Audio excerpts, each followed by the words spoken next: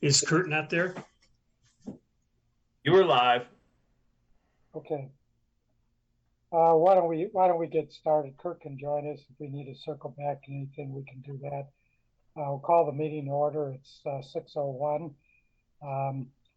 And I note that everybody is present except Kurt Cornell at this time. Additions, deletions to the agenda. One thing, I know we've had some recent updates on the bridge, and I don't know if it's in order to have any further discussion right now of the bridge. Russ, Kurt, I know you both have been involved in it.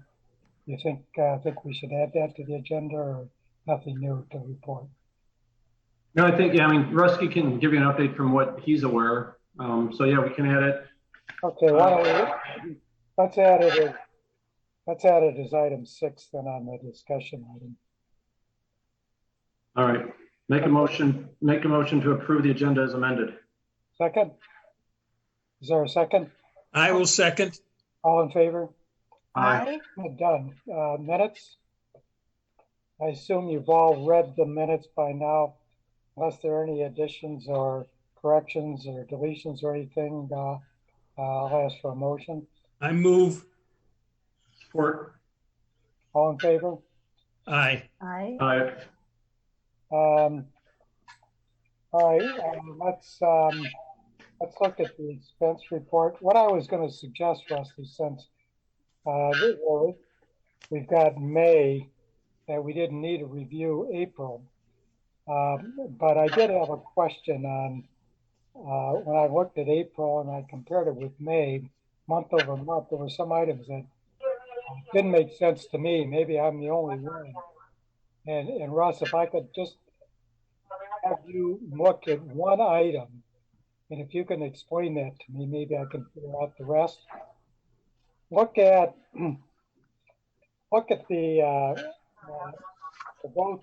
April 1st. Just look at the salaries and the budget there. You see that 165, 12, 12, 152.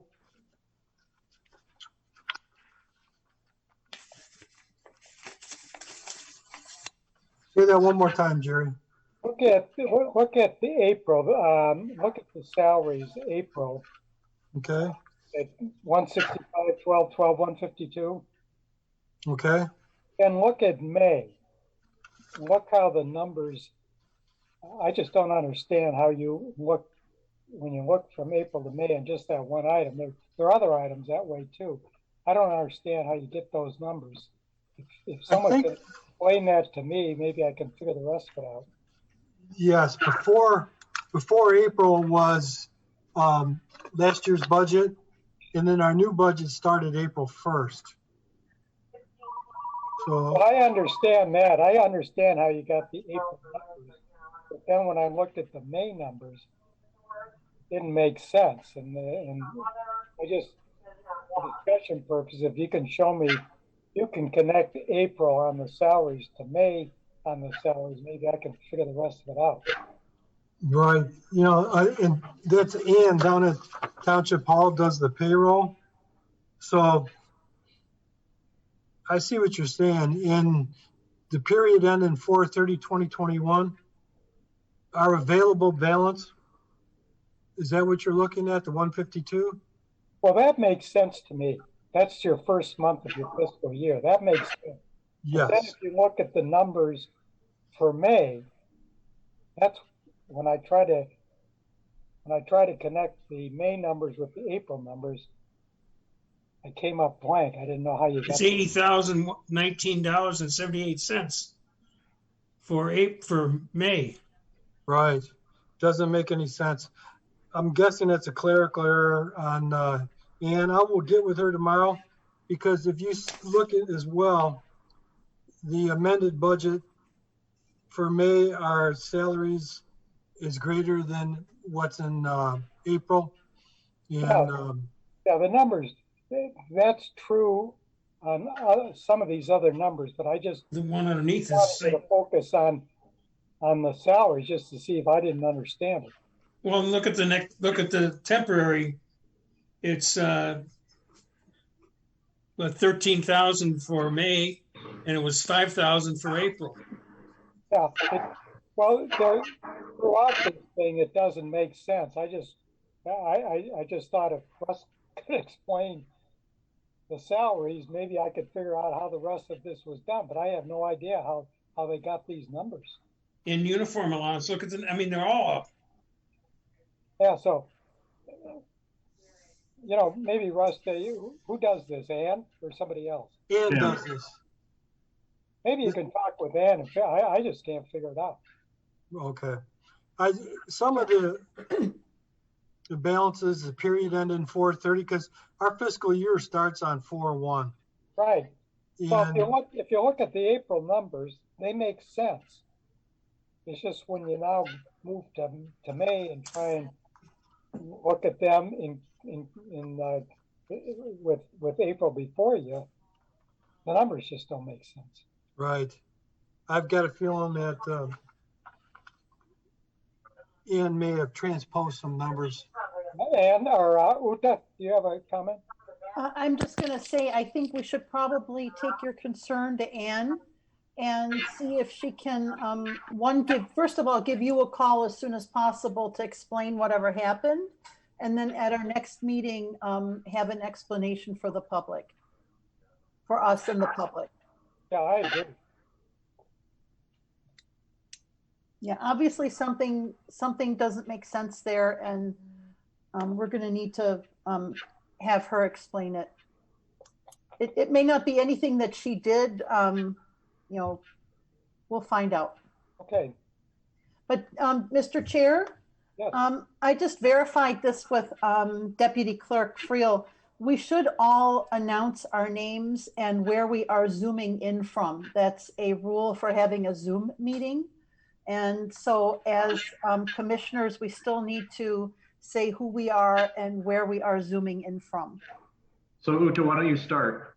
I will start. I'm Uta O'Connor, the liaison, and I'm Zooming in from Island Boulevard. Kurt Kolak, Park Lane on Grosse Ile. Jared Bringard, East River, Grosse Ile. Dallas Kelsey, Elder Court, Grosse Ile. Russell Beaudry, Fire Chief, Fire Department, Grosse Ile, Michigan.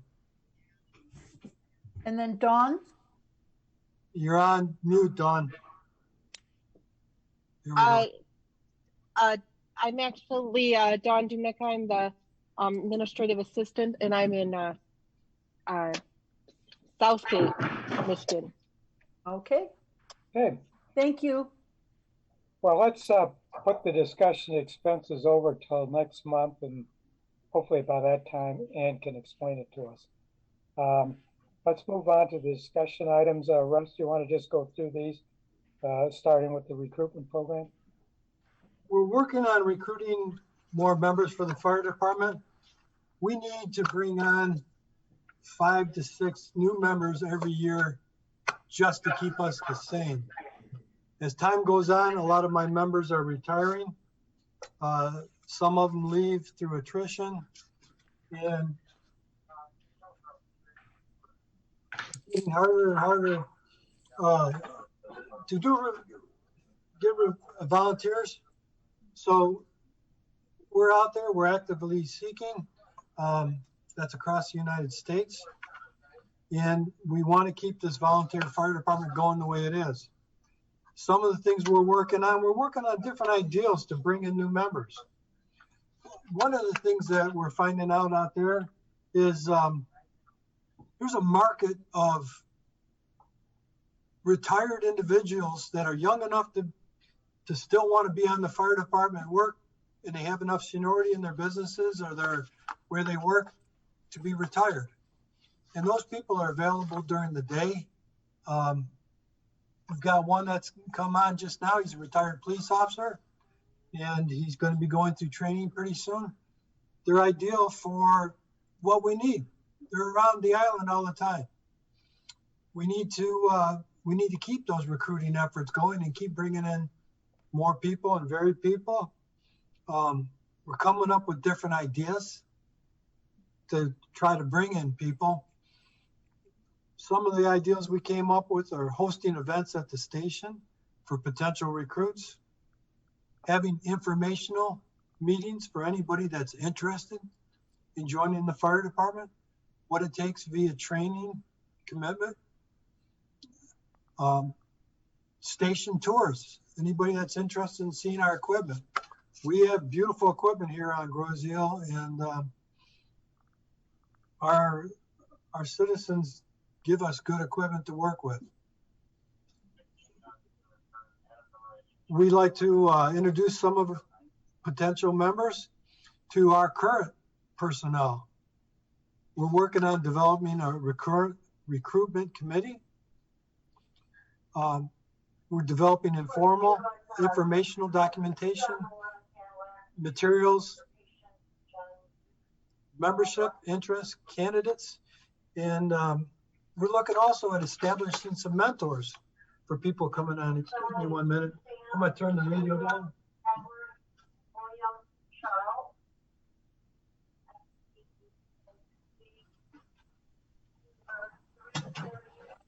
Sorry about that. I have to keep one ear on the radio and try to hear everybody else at the same time. Do you, Rusty, do you have your existing force trying to recruit as well, individuals who know people? Everybody's out there. They're all encouraged to bring people in, new candidates, new members. We're always looking for people. It's a commitment. We do spend a lot of money to train them. I'll be honest, it's not cheap to train them. It takes 2 years. So when we take somebody on, they have to be vetted to make sure that if we go through all of that, those people are going to stay here for the long term. It's a busy job, as you know. I've talked about it much in the past before, but it's a wonderful job. All our guys love it. The camaraderie is great. We want to keep things going the way they are. We love serving Groseal. Rusty, go ahead, Uta. Oh, Jerry, is that all right? Yeah, go ahead. Sorry, Kurt. Rusty, what kind of people are we looking for? Presumably men and women. Ideally, the people we've had in the past were self-employed or employed on the island, or people who are retired, as you pointed out. People who are able to come and go during the day if an alarm is raised. I think that demographic is getting harder and harder to reach, right? That's part of the problem. Yes, with two families, income to live on Groseal and working, it is getting harder and harder. We need people that are, we like to have people that are established with roots here, because we know if we spend the $10,000 to train them, they're going to be here for more than a year. And that's one thing that's important. We've got to get 5, 6, 10 years out of them after we spend all that money training them, just to kind of to get it. And there's no way that anybody can make every single call. We understand that. That's why we have to have a large group of volunteers. A lot of people are gone during the day. Just different times. It's hard to say. We have a rescue going on as we speak now. So we're trying to cover the increase in calls that we're going through every year. And we're making sure we're getting done. And it takes a good sized fire department to do that. Do you want to just quickly illustrate? I know we only have one member of the public watching us, but people may be watching us on YouTube or will watch this later.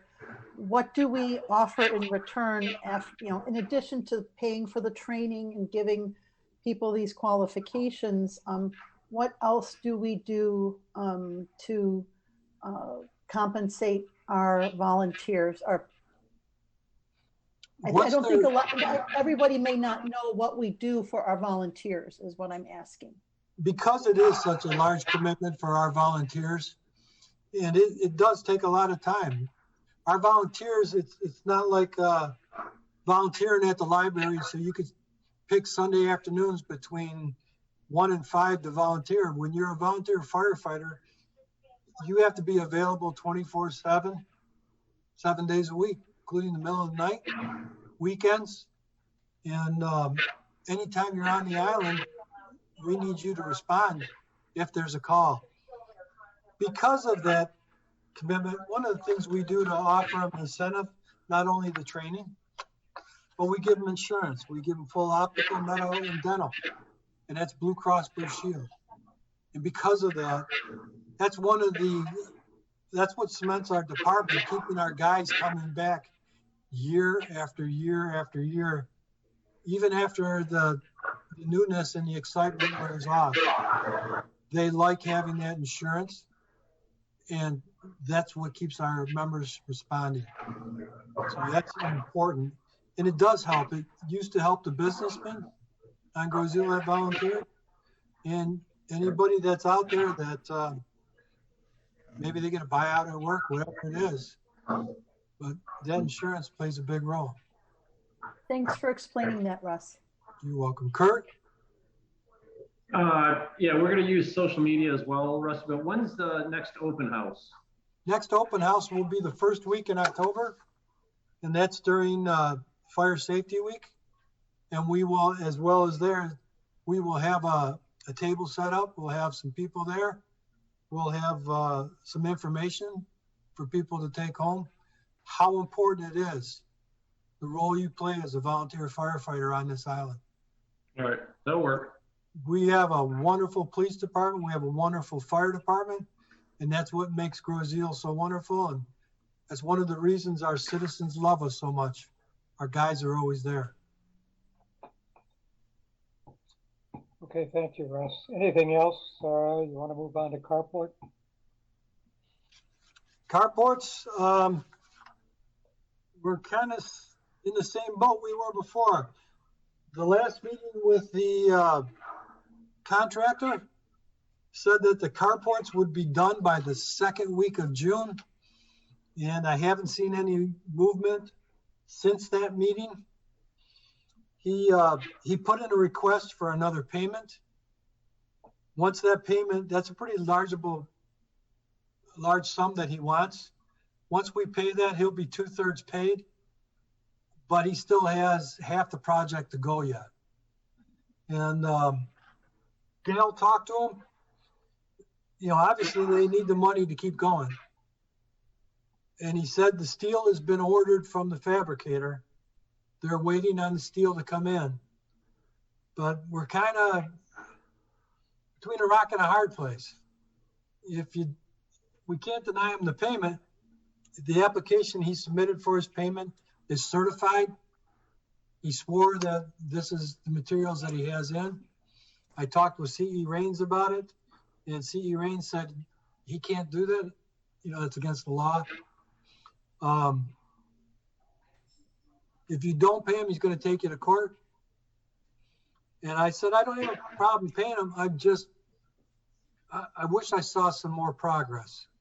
To be honest with you, it's been 1.5 years, and this project is moving very slow.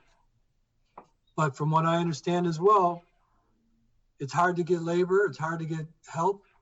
This is kind of what's going on with a lot of the projects across Michigan. So I'm just trying to figure out, you know, what do we do? Rusty, sorry, go ahead. Once we make this next payment, he will be more than halfway paid. And he's only, I want to say, 1/3 done.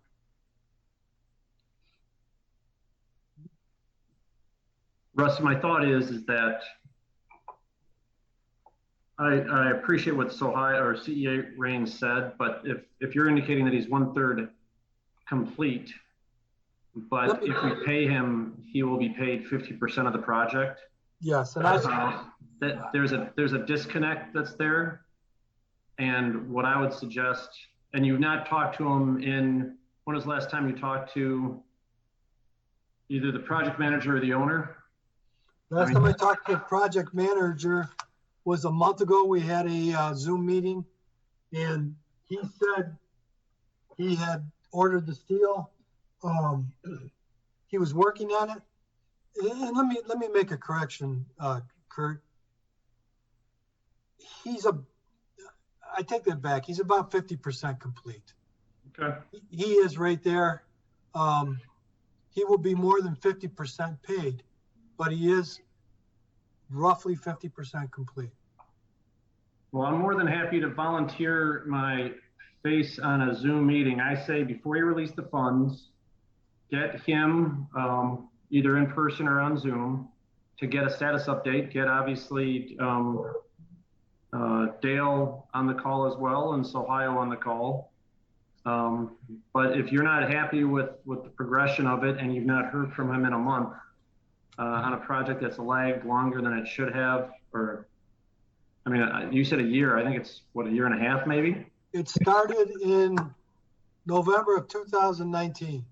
Yeah, so again, I mean, it's the hope that it gets done, but clearly, even showing evidence that the materials have been ordered, so that Dale and Sohio see that they have indeed been ordered, that they're en route, whatever. It just seems like we're always on the back side of this project. Like, they tend to forget that we're the owners, right? So I think before the money's released, just a good meeting, a good update meeting would be prudent, and I can't believe he's going to object to that. Do you think it might be time to have the township attorney involved as well? I wouldn't think so, just from a cost saving standpoint. This has been a unique project from day one, and we haven't gotten the township attorney in yet.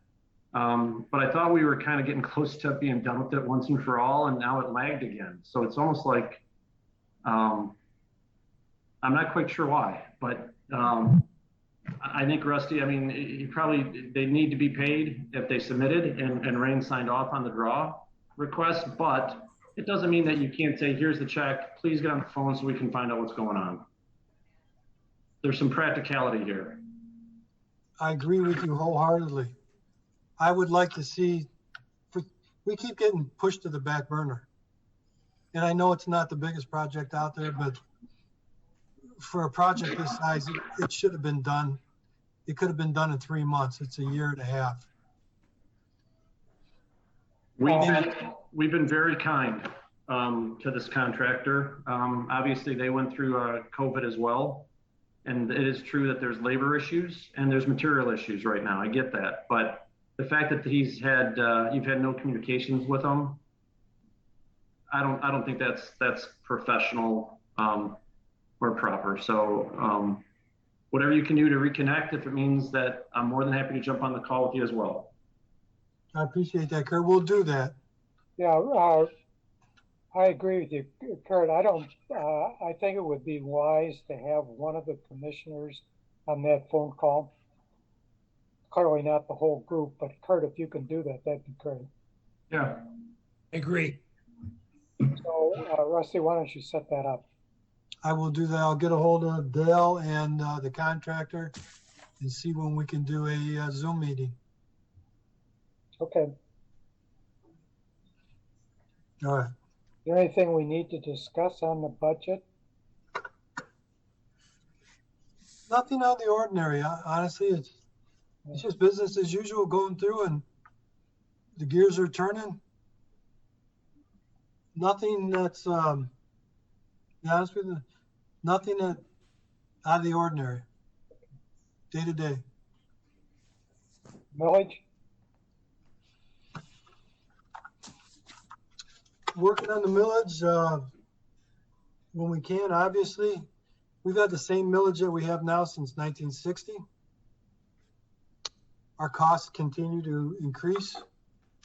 And in order for us to continue keeping up service and all that's going on with the fire department, we could use a millage increase to keep the fire department going.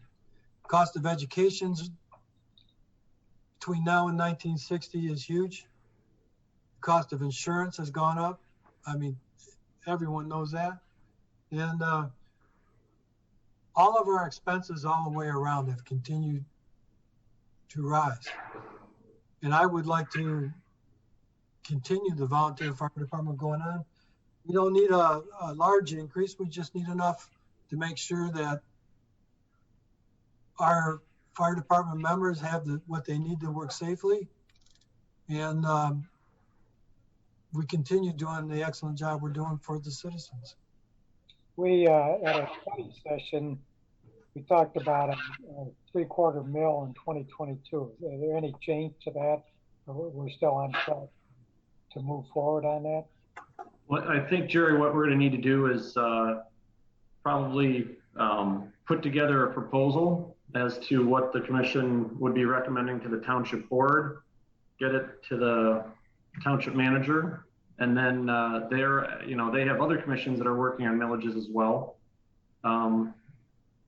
But the proposal from the commission would be based upon number of personnel we need and the financial status of the fire department with its operational millage. So I think it needs to almost be in a written form after we have a debate and discussion as to how we want to do it, and then get it up to the township. But because it's not until 2022,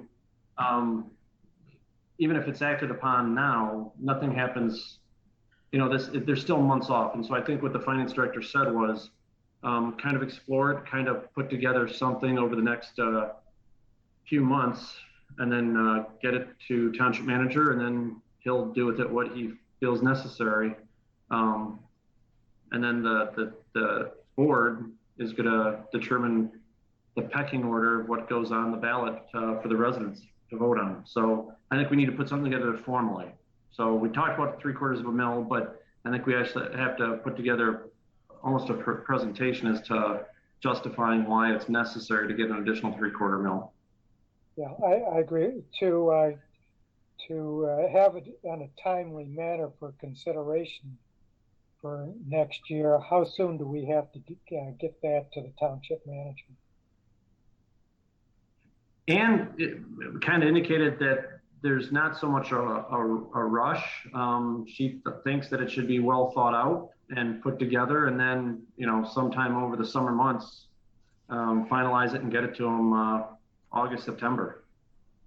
But Uta, I don't know if you want to add to that, but she was of the opinion that it doesn't need to be done today because nothing's on the 2021 ballot.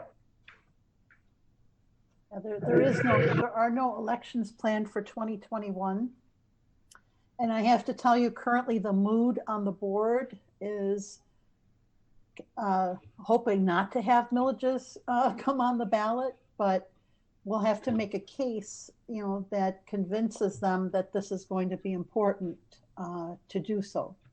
And I think, in the past, when other departments have all come up for millages around the same time, we've tried to spread them over 1 or 2 elections if we've had those in the year. I think it's going to be a tough call for Grosse Ile residents, again, to have to make decisions about the services and, actually the services that they want and how much are they willing to pay for those.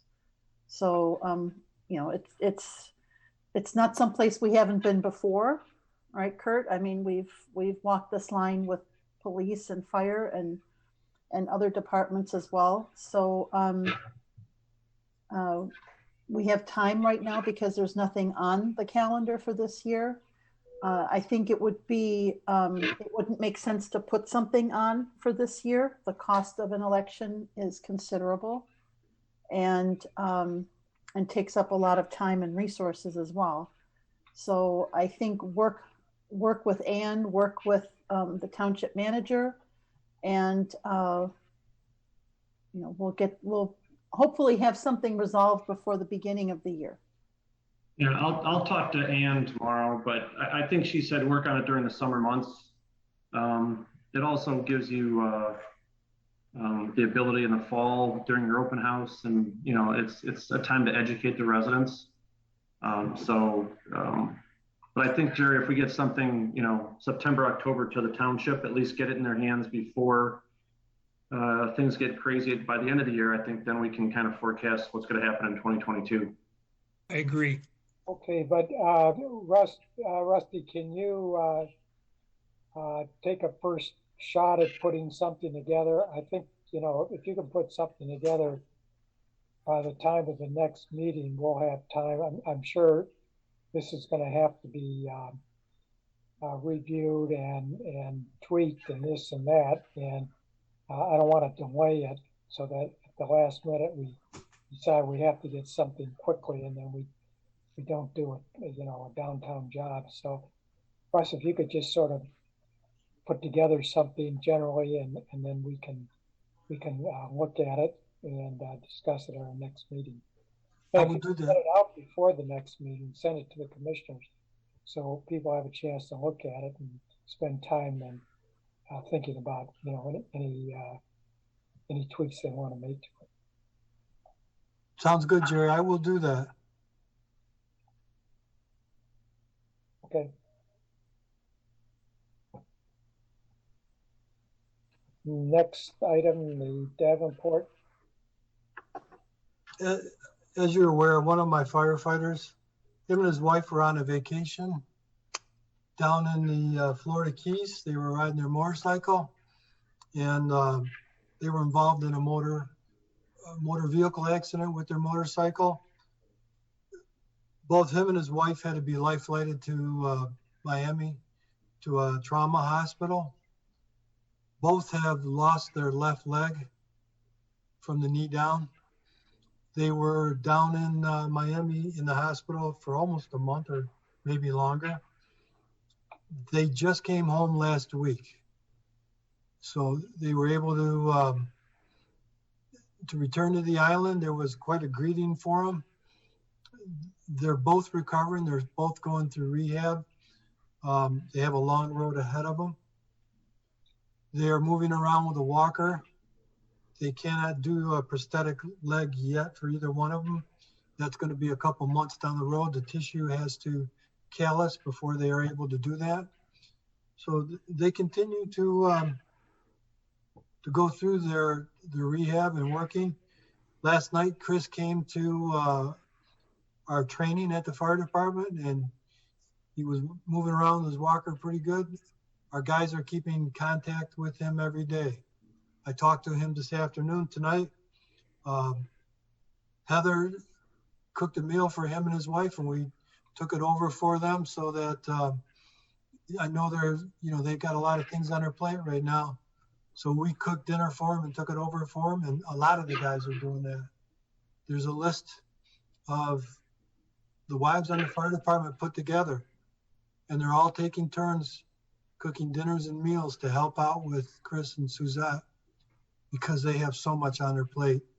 And again, one of the wonderful things about being on a volunteer fire department, these wives got together and did this on their own. Nobody asked them. They just got together. They put together a whole group of them. They made assignments on who cooks on what days, and they're dedicated to helping. This is what I talk about with one big family. So we're looking forward to when Chris can come back.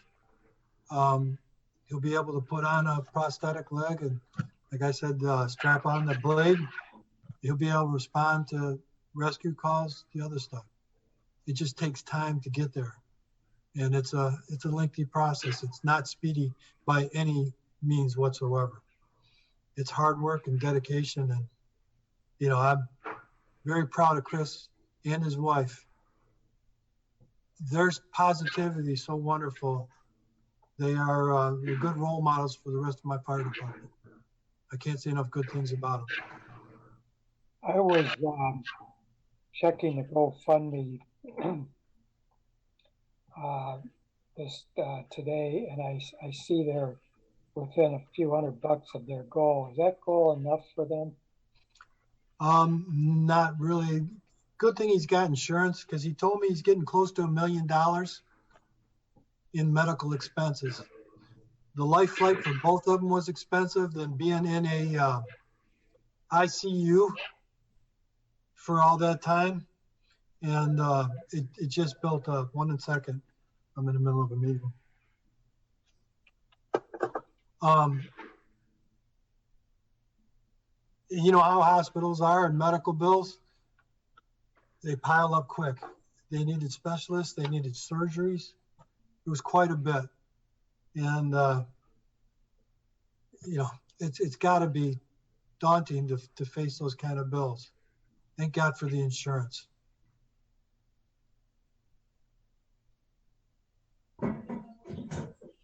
Dallas?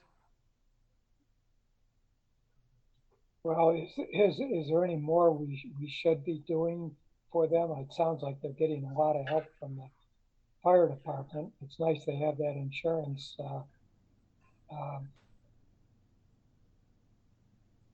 I'm not intimately familiar with the mechanisms of GoFundMe kind of a thing. Do they generally are they generally renewed or increased once they know it's over with? Or how does that work? No, I think what you see on there is what they get. It's a fund that's set up to help with their medical bills. And I know they have a lot of co-pays like any insurance. And so that GoFundMe will help with those things. The only thing we can do any further is keep them in our prayers. The whole community's come together, the fire department, everyone, and they're all working on helping any way they can. And it takes a lot of work. Chris was showing me some of the stuff he has to do to strengthen his leg, to strengthen himself for this prosthetic. And it's going to take some time. That's all there is to it. Well, I assume you'll just give us regular updates as we go along so we can decide if anything else that needs to be done. Yes. I just wanted to say it was really nice to see them come out with a whole group of friends and family at the Island Fest parade. And they were looking really well, and again, surrounded by a lot of loving people. So, you know, continue to wish them well for us. I will do that. I will pass that along.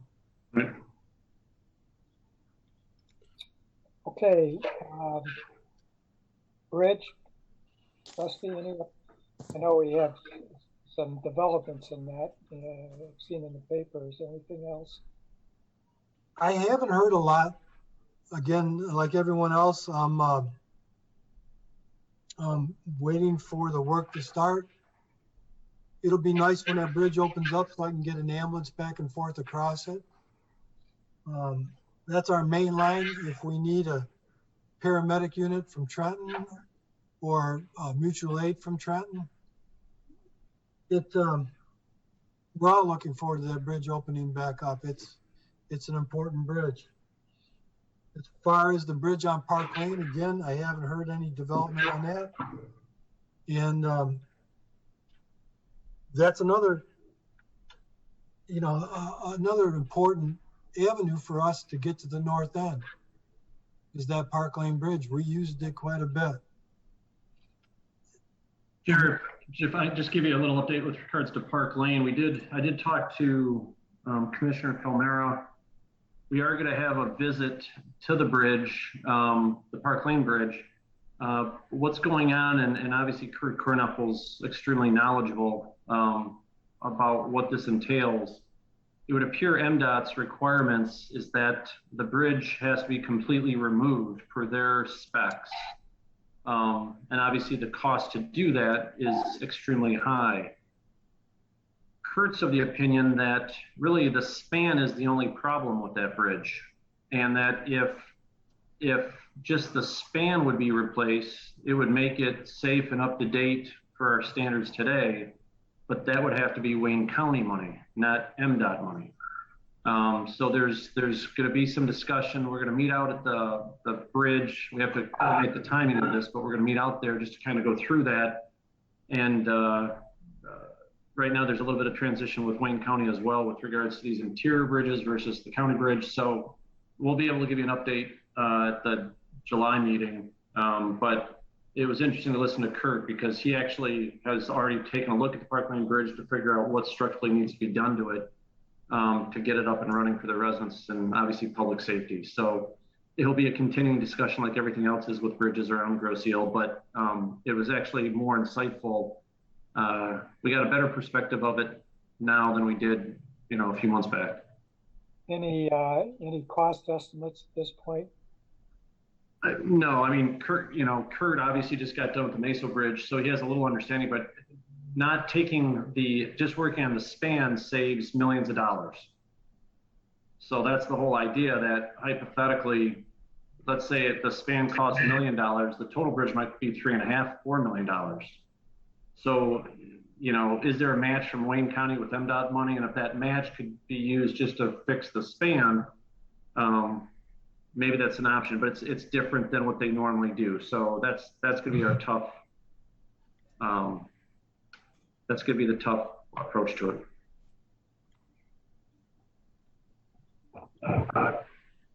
Okay, thank you. One thing I just see now I should have added to the agenda was the fire runs and reports and everything. I don't know if we need to add that to the agenda if we want to talk about it, but I know you all got copies of it.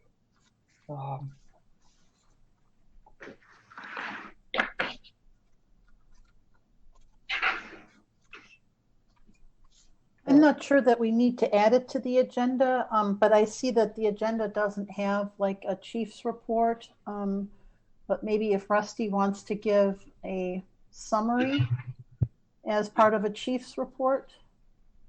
Sure. If we look at our rescue runs that you have there, again, you're going to see in April and May quite a few cardiac arrests. Cardiac arrests are on the increase on the island. It seems like they continue to increase. Every year we go up. Last year was quite a bit. And this year seems to be on track to match last year. We've had some overdoses. 2 of them were the same person a week apart. And we continue to see that. Young people? On the overdoses, yes. And the funny thing is, the one guy was not a resident of Grosse Ile. First time something happened when he was in his car. The second time he was with a friend and they were babysitting the house on the island.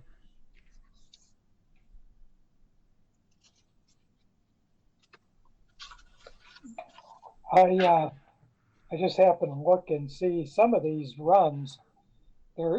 Sometimes they come in clusters. For example, I looked on May 19th. You had 5 runs that day. Yes. How are we able to deal with them? We just take them as they throw them at us. I think we're on our 5th run today, right now as we speak. We've had 3 or 4, I can't remember, earlier today, and so we're either on 4th or 5th one so far today. And it's the nature of the business. It's just what we do. You get adequate coverage? We've been doing good. The men have been doing good. I'll be honest with you, they're a little wore out. They've been run. Last night we were out in the middle of the night, the night before as well. And they're showing up. They're dedicated. I give them accolades. They're doing a great job. And they love the citizens. They love the township, but we do need help.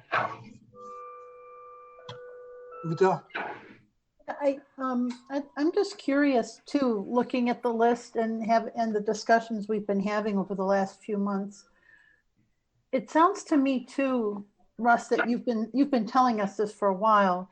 The nature of our fire department responses, the nature of the need seems to be changing more from fires and accident emergencies of that sort to more of these emergency healthcare runs. Am I right with that? Without a doubt, medical calls make up 80 to 90% of what we do. Fire calls, it's a big category. Makes up the other 20%. Down power lines is considered a fire call, not a medical. And Okay. we deal with those. We had one the other night at 2 o'clock or 3 o'clock in the morning. And I think if there was a lot of people on the island without power. Well, we were there. A tree fell on the lines were arcing, we were called out. Fire alarms. We deal with fire alarms constantly. And when you go to the same address 2 or 3 times and they don't want to spend the money to repair the alarm, it really wears you out. And I've had that said to us before. What's cheaper is just to have you guys respond, your volunteers. I said, it doesn't work that way. You got 20 guys getting out of bed, your company, and this was on a commercial building, needs to repair this alarm right away or we're going to start charging. And we just have to do something within reason. Mm-hmm. And then Uta, it's kind of funny that you raised that because over the weekend, we were talking about what type of capital improvements have been done over the years. Think about the West River Road ramp, right? So before we used to have 20, 25, 30 accidents a year coming off the Free Bridge. It was a very unsafe area. We went through that. You and I were on the board together. We went through that process. Now they have almost no incidents there. Right, so you think about it, before they were running for at least 30 calls a year for basically traffic injuries, T-boning, car accidents. We got rid of a bad area. Yeah. So we did some things progressively that we don't have as many vehicular accidents as we once did. That helped, but then you can see, whether it be COVID, drug overdose, it's the human nature of it. So we took care of getting hit with a pandemic and an epidemic, right? I mean, it was the opioid epidemic. We have the COVID pandemic. I mean, that certainly hasn't made things easier. And I think a lot of people were grateful that their responders were there.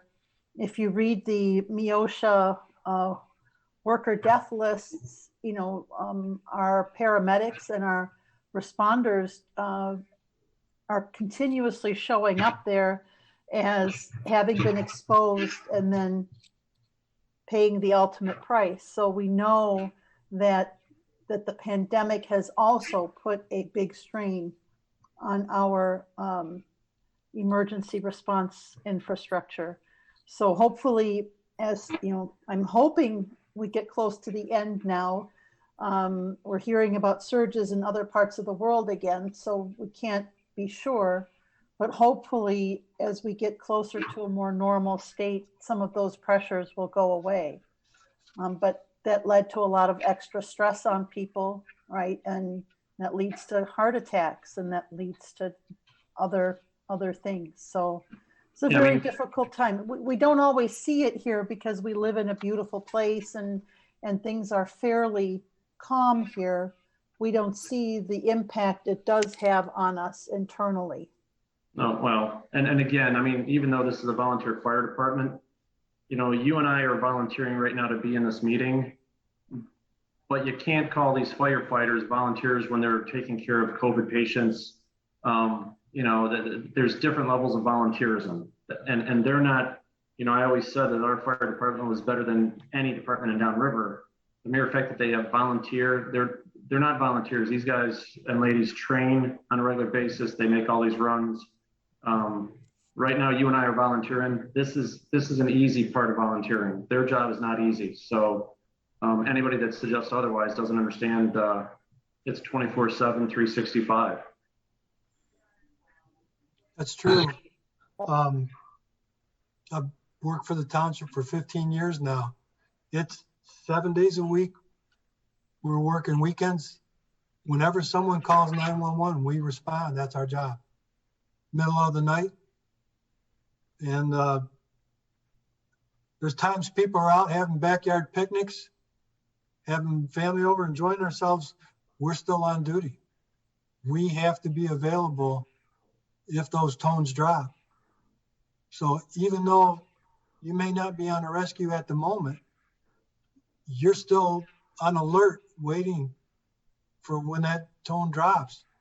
You have to respond, and minutes are memory and minutes are health. I mean, we don't have a lot of time to get across the island to get to somebody if they're in a full arrest, to get oxygen going to their brain and keep them alive. You're muted, Uta. Thank you. As you know, this has also begged the question in the community, have we outgrown a volunteer fire department? And you and I had a long conversation with a resident and our township manager. And I think also the fact that we're discussing millages and so forth, I don't think it can hurt for us as a commission, as a department, and as a township to maybe start a bit of an education campaign as to, you know, why do we still have a volunteer force? What are the benefits? What are the costs of an all professional force? I think, you know, we talk about sticker shock. When you explain to us the cost of a professional 24/7 fire emergency response department, you know, it was substantial. It was much, much more than what we're paying now. And we also have to bear in mind we're a relatively small community when we think we have just under 12,000 residents. The bridge situation has not made things easier. And I think, as you know, we're trying to educate people too as to what to do when they hear an emergency vehicle crossing the road, how to be prepared. You had mentioned to me, you know, the file of life, that people can be prepared for if and when an emergency happens in their family. But I think on some level we need to, you know, spread these kind of conversations deeper into the community, so that people really do understand not only the great value that your team brings to us, but also what some of the competing pressures are and what some of the, you know, options are and are not. I think that's going to be important. So I think with Jerry as our chair and Kurt and Dallas and Kurt Corneffel, perhaps we all take turns with articles in the paper or on social media in getting more and more information out about these things. One of the things that you bring up is the value. Like I said, we have a rescue going right now. I have several guys that have come into the fire department. They're waiting out in the bay for the ambulance to come back so they can help restock it. If I had a second call right now, they would take the second ambulance and respond immediately. If we had a full-time fire department, that would not happen. We would have just enough guys to cover 4 guys, 1 ambulance, you know, the minimum. And if we had, which we do, we get a lot of back-to-back calls. We would not be able to answer 2 calls at one time with a full-time fire department. And that's one of the advantages of our volunteers. What happens if you're on an ambulance run and there's a fire? Again, we start toning out and start calling guys. Whoever's on the ambulance run, they get to the hospital and get back as quick as they can. Yep. Right now with the volunteers, and the volunteers love fires. If we have a fire, everybody comes out of the woodwork. With a full-time fire department, we're trying to fight a house fire with 4 guys, and if 2 guys are gone on the ambulance, Yes. it's going to be a mess. Yep. Well, it's a difference between a job and a calling. You know, our guys are like the Green Berets or the Navy SEALs. This is an elite group of people, and and I think we have to educate people on the fact that your volunteers and people we have, they're much more reliable, they're much more committed, and I mean, we've seen that over the years, and we've seen it how we stack up against your professional fire departments in the downriver community? We take the same tests that the full-time fire departments take. There is no distinction in the state of Michigan between a volunteer firefighter and a full-time firefighter in their requirements set by the state.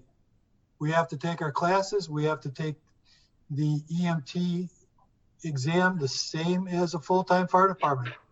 And when we take those exams for testing to get our license, we're in with full-time guys as well as our volunteers. Our volunteers are here because they want to be here. It's not a job.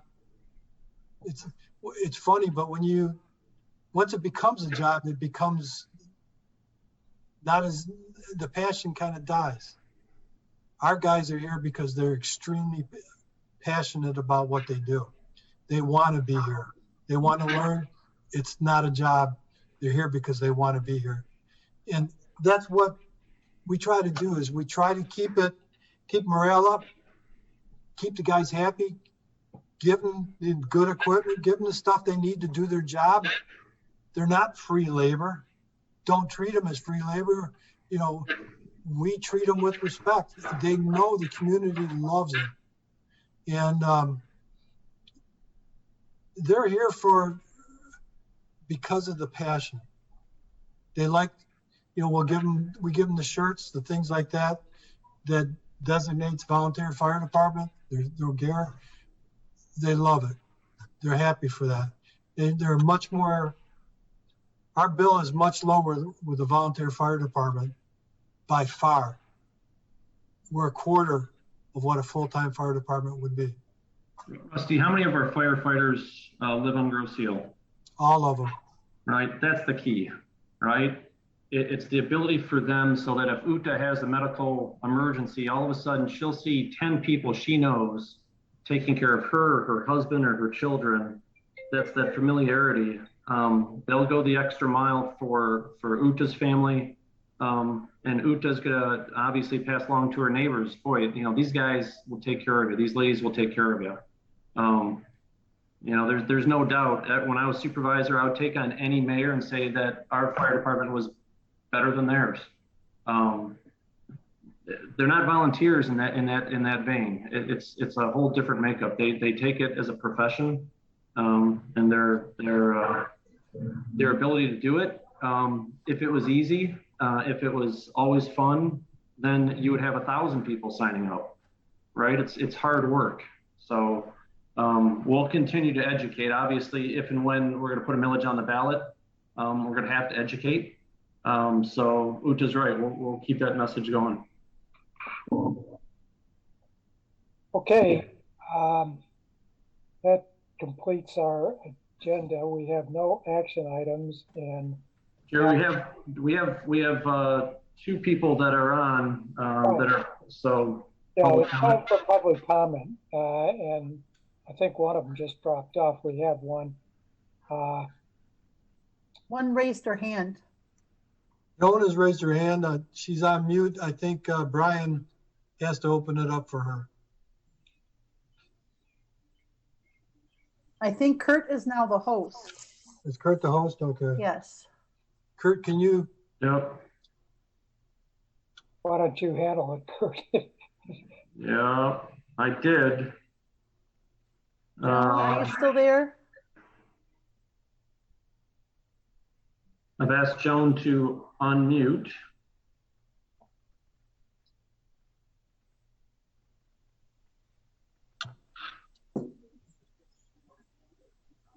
She's not responding.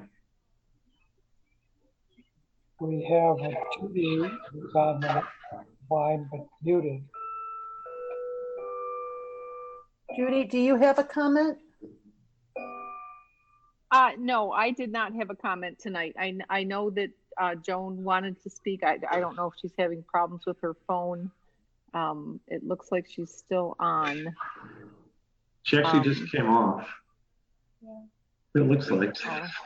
So if you gentlemen don't mind, Joan has been in communication with me and as I mentioned earlier, Supervisor Budney and obviously others.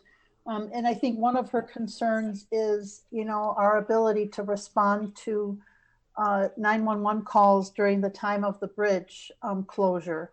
And so one of the things that, she was very interested in was this, that we tell people about the file of life. They can pick this up at the police and fire station dispatch and fill it out with their pertinent information, which makes it easier for the first responders to have the information they need in case there's nobody there to provide that information. But I think Joan is also concerned, at least from what she said to me, that we're not doing enough to communicate this information. And so I did let her know. I was granted an opportunity to write a column for the Grosse Ile Grand, and I used that opportunity to essentially do an interview with Chief Beaudry, and we talked about some of the procedures we have in place, and he talked about the good work that the Grosse Ile Bridge Company is doing in conjunction with our fire department. And I think all this kind of information serves to allay people's fears even just a little bit, that in an emergency situation, we'll be able to get help to them and get them to the hospital. But I invite Joan to try to come back or to write a message to you, Chief, directly, and we'll go from there. Yeah. And of course, we have a board meeting on Monday, Township Board. So Rusty, can you take just what Uta did and have a little public service announcement again at their board meeting? Sure. Just to talk about the importance of that, have it in your hands, make them available, or tell them, everybody, that they're available to anybody that wants to come get one from you. Anybody that wants to come get one can get one from police dispatch. I believe Joan dropped off a box of them, and we recommend you fill them out with a pencil. That way, if the medications change. But that's the first thing we look for when we go into a rescue, to see if that's on the refrigerator, and that'll help speed us up getting the patient registered in the hospital. It helps with their medical information. it looks like Joan is back. Joan is back, yes. She's muted. She could unmute. If you could press the space bar, but she doesn't have it on her iPhone.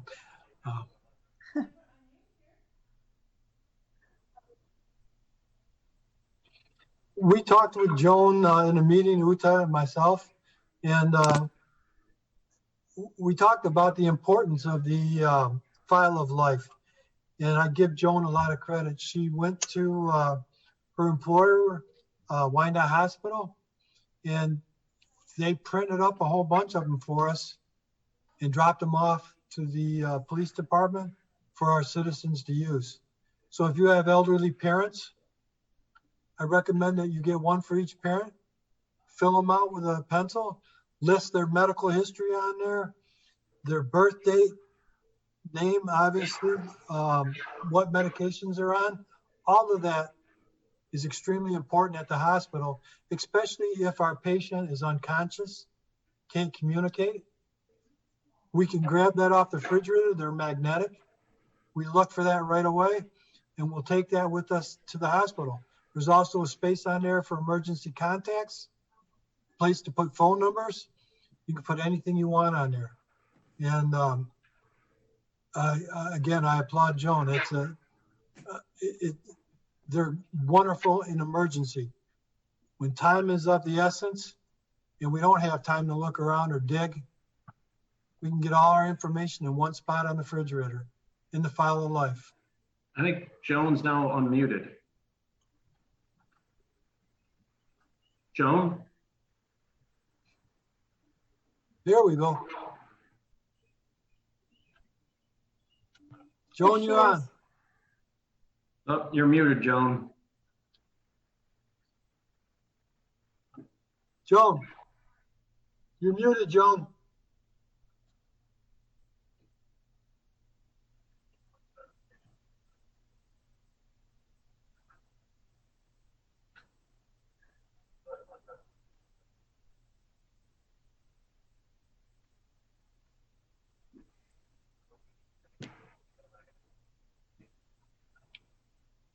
Yeah, I think Joan's having technical problems. Yeah.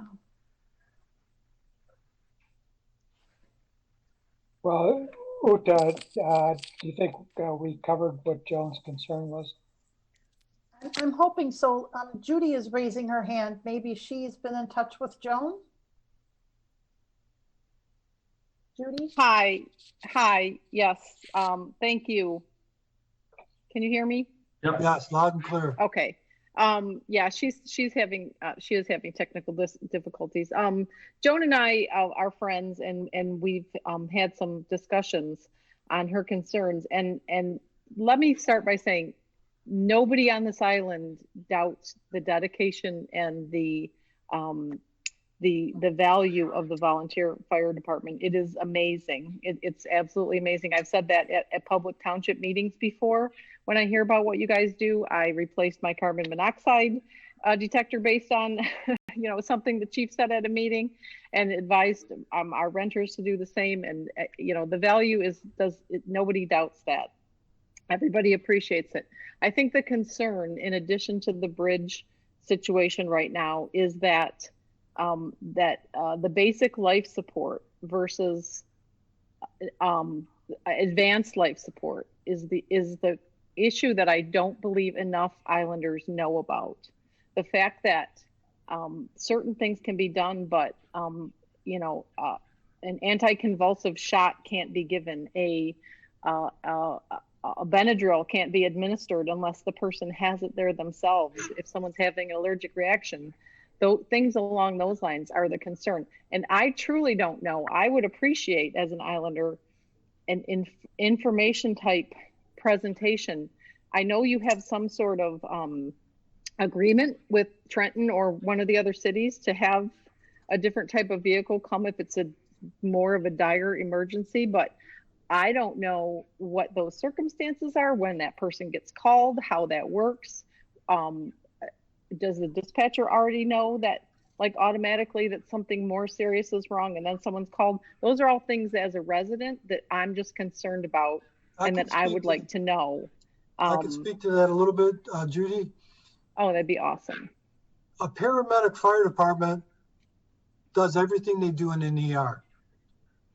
And it's a wonderful idea, especially up north when you have a 45-minute drive to the hospital. That paramedic, they can do drugs, push drugs. They can do a lot of the things that they do in a fire department, or I'm sorry, in an ER, in the back of the ambulance, to sustain that life till they get that patient to the ER. Once that patient's in the ER, they have a lot of resources available, a lot of manpower. The ER can take over. One of the things with Grozeel, we're a 5-minute ride to both hospitals. Beaumont, Trenton, South Shore, when the bridge is open, is easily accessed within 5 minutes from the south end of the island, as well as Wyandotte from the north end of the island. So, the golden hour. We try to get our patient to the hospital within that golden hour. The more time we have in that golden hour, the more the hospital can do. A paramedic unit here, when we're so close to the hospital, they don't get to utilize those skills. Because our goal is, first and foremost, don't waste time in the field. There's 2 calls. They call it stay and play or load and go. And a load and go is a true emergency where we've got to get them there fast, get them to the unlimited resources in an ER, the unlimited equipment. Trying to do things in the field is like working with sticks and stones. We have a CAT scan available in the ER. We have so much more equipment that's available. Our goal is not to delay transport. Our goal is to get them to the hospital as quick as we can, where the doctors can take over, the nurses and the equipment. Our problem is when people do paramedic, sometimes they get caught up in what they're doing. And I've talked to other paramedics before, and they told me, I didn't even realize I was on scene for 45 minutes trying to do all the things I was trying to do, and the hospital was 10 minutes away. And they just get caught up into what they're doing. By far, I think our best outcome for our patient is not stay and play. It's load and go, get them to the hospital, get them to those resources quickly. It's much more involved to be a paramedic than an EMT. An EMT, especially with our volunteers, it's 1 semester. To become a paramedic is now a 2-year degree. And so you're talking about guys that are putting in 20 hours of volunteering a week now.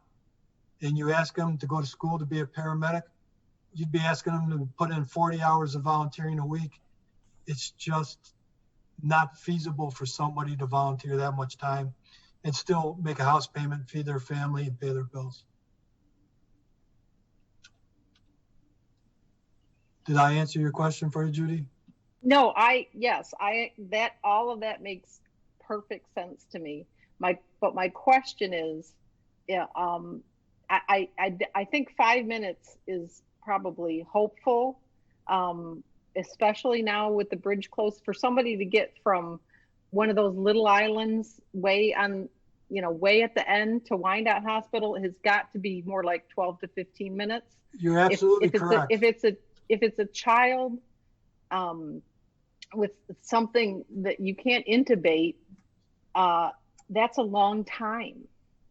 So my question is, and I sincerely don't know the answer, is there a process that you then call a different type of, like you would then call Trenton's EMS or something? I mean, Wyandotte has almost a full EMS, and they're right. a minute from the hospital. What we do is in those calls, in a situation like that, we would call Trenton or Riverview, and we would ask for an ALS or an advanced life support intercept. And we will start heading towards the hospital. They generally rendezvous with us, maybe at the toll bridge, wherever it is where our paths cross. We'll do a rapid change of our patient, and those paramedics will take over and they will start whatever they have to.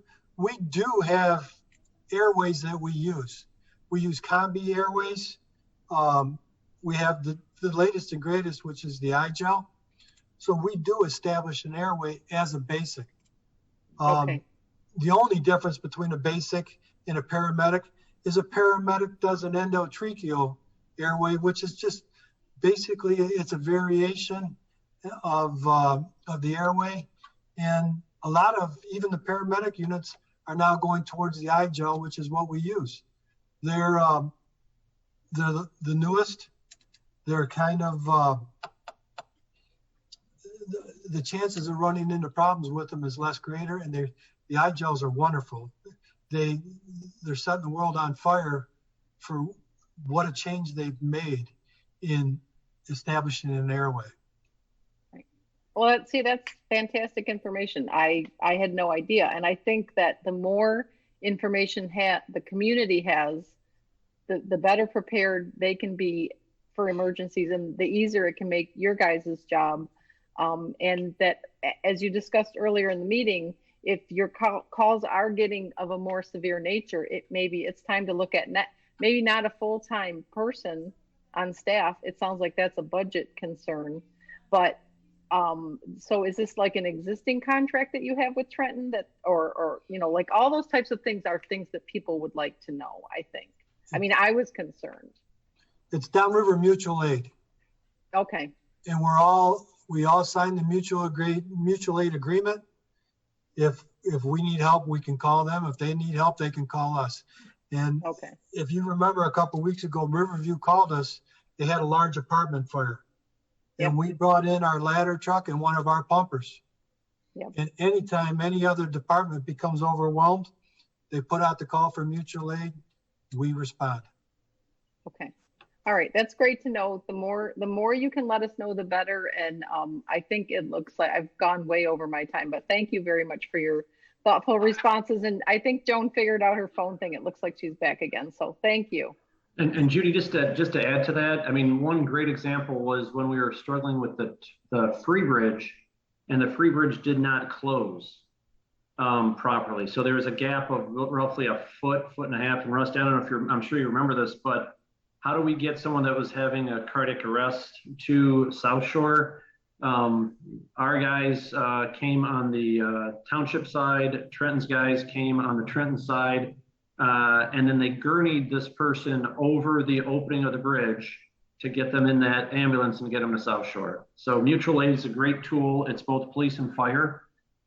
If we have a need to have a SWAT team on Grosse Ile, those are not just Grosse Ile officers. Those are the full course of all the downriver departments that have volunteers in those teams. So the mutual aid program is a great program that's been in existence for probably 50 years. So there's great mechanisms out there.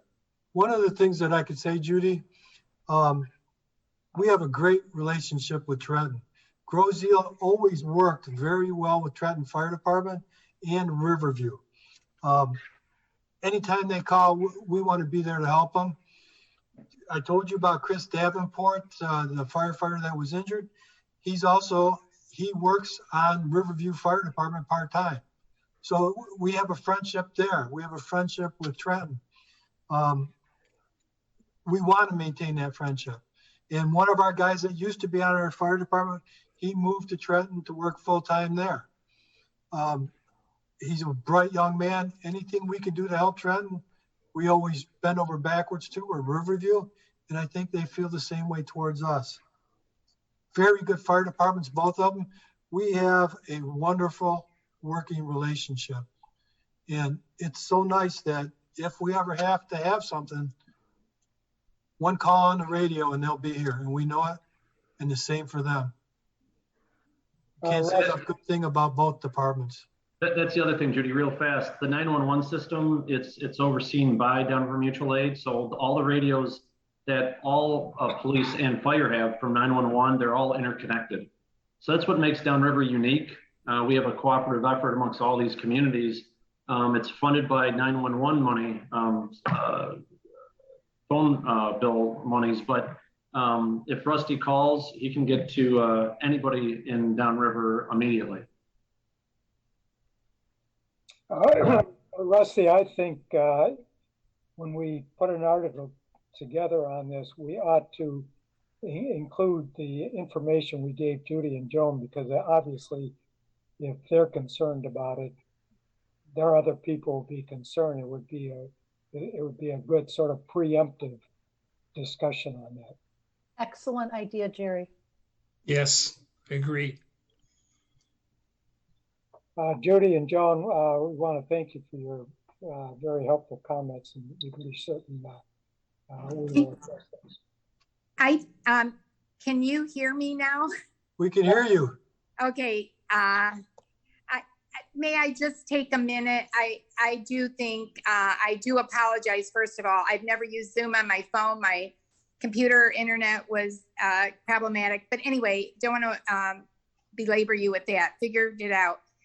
I have had the pleasure of meeting with you, and my concerns are, and it's like Judy said, it's the education. My number one concern about this, of course, beside the bridge, is if the public is aware, and I would like it to be directed from the fire chief or the commission on exactly what the BLS versus ALS is, because I'm not sure the general public knows about the medication issue, and that does concern me.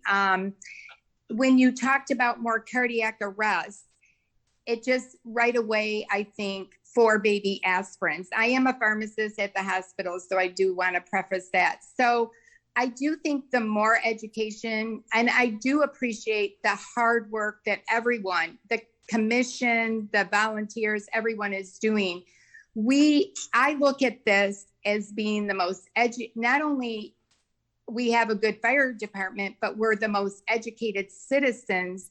And that has to come from all of us. But I think maybe just like was mentioned, more articles and everything. But that is one thing that concerns me. And it really concerned me with the bridge being down, because we do lose minutes. And one of the proposals that I sent to Ute and Jim Budney was, is this the time we should look at maybe perhaps a contracted ALS truck?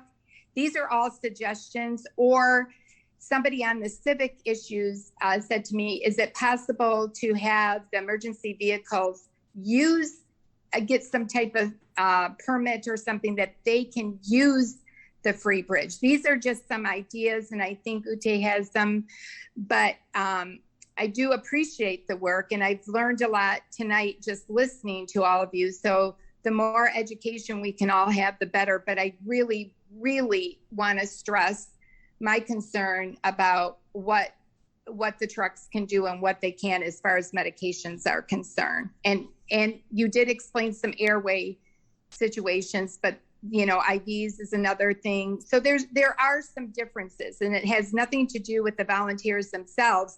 It just has some descriptive differences. One of the things you mentioned, Judy, or I'm sorry, Uta mentioned earlier, we have a population of roughly 11,000 on the island. Of that 11,000, the number of citizens that require medical attention throughout the day is pretty low. If we had 12 full arrests a year, that's a big number for us. And we've said that. Some of them, like you said, with the baby aspirin, they're already passed. They've been down for a while before we got there. Even if we could do the baby aspirin, we'd have a difficulty. We have 5,000 households. If we, like you said earlier, go into a full-time fire department, that would be a big expense for those 5,000 households to bear for a small amount of people requiring medical attention. If we were a big city and we had a population of 50,000 or 70 or 80,000, there would be enough medical transports, enough things for us to justify it. But yes, our numbers go up, we go up and down, but we average 700 calls a year, and that includes fire calls. So we're doing about 1.5 medical calls a day. And out of 5,000 households to do a full-time fire department, that's going to be a big burden for those 5,000 households to bear. Again, when we get to a call that requires, if we think it requires an ALS unit, we can call Trenton in Riverview and do an ALS intercept. And we can have them at the bridge. Anywhere on the island, we can be at the toll bridge, even the outer islands, like you said, 5 to 7 minutes. And we can maintain that patient till we do an ALS intercept. The difference between the BLS and the ALS is that with the ALS, they can give drugs. And as you know more than I do, but that's basically the difference between us two. I agree. And can you communicate? I think that needs to be communicated to the public because it would prepare maybe a household, like you said, to make sure they store. We've talked about that before, and I have read articles and everything that have come out lately, but it doesn't address this particular issue. And I think that's an important one because it is like you're saying, one of the main differences, Chief. And I think that is something that maybe citizens aren't aware of the differences. They're very supported. The the volunteers are very supportive, and it's not them, it's just the difference in the structure of BLS versus ALS that I'm more concerned about, that we address and we get citizens more informed. That is my concern, and especially with the bridge being down. I do appreciate all the extra nuances that go into play with this, but it's still, every person is important. Every single person on this island is important. And sometimes I think I just hate to have us not totally all be aware and prepared versus costs of everything, because I think a life is a life, and we want to do our utmost to prepare the citizens and what the services that are expected. And I think we're very well serviced, but there are some differences, and that we do have to acknowledge that. Joan, like I said before, anytime you would like to meet and discuss it further, Okay. my office is always open. Thank you. Okay. Thank you. Okay, again, thank you, Joan, for your comments. Thank you. Thank you very much, everyone. Thank you. Yours too. Thank you. I don't see any other comments. Motion to adjourn. Support. All in favor? Aye. Aye. Done. Aye. Good Good job, night, everyone. everyone. Thank you very much, guys. Have a Thanks good for, night. Joan, thanks for keeping on trying. I am so sorry about